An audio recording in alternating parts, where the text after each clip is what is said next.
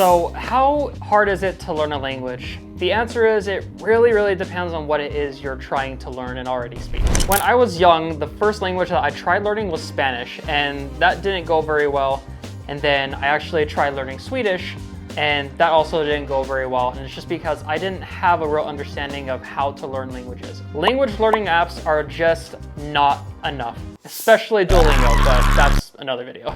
I have had the opportunity to learn a second language, and I've learned that language learning is very personal and everybody learns languages differently. I personally hate going to lectures and sitting in a classroom and like textbooks, but I found out that I actually learn a whole lot better with actual application. And I can 100% understand why some people would quit learning a language entirely because of how difficult and how much you're going to fail, even with easier languages. I've learned that you're not just learning a second language, but you're also learning how to learn another language, which is a skill in itself. And that's why it's so hard starting out. Our native language is something that I like to call our inherited language, even though my wife hates it when I say that. But if you think about it, that kind of makes sense. When we're children growing up, we learn how to speak with our families well before we go to school and actually start learning the ins and outs of our language. If you're wanting to learn another language, I would highly recommend learning a language that is similar to what you already speak. If you speak Spanish, learning a language like Portuguese or Italian is actually going to be really easy in comparison to learning like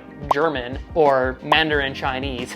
There are languages that have the same roots and have a lot of similarities that makes learning those languages so much easier when you already know the languages. Still, I'm learning Japanese right now, which is my third language, and even though I have some language learning experience, this language is different enough that I'm still struggling. That being said, I still know what works for me. It is pretty hard to draw parallels between the two different languages, and I would say if you're thinking about learning a language like Japanese, Mandarin, Korean, you're gonna struggle a whole lot more, especially if you don't have any guidance and you only speak English. But that failure is so important when learning a language. And if you are constantly failing, you're actually learning and you're doing really well. I've actually found it really helpful to teach certain concepts to myself. And what I mean by that is I will actually start talking to myself in the mirror and just pretend that my reflection is somebody else, like a friend who knows nothing about the topic. And it sounds a little weird, but a little weirdness goes a long way.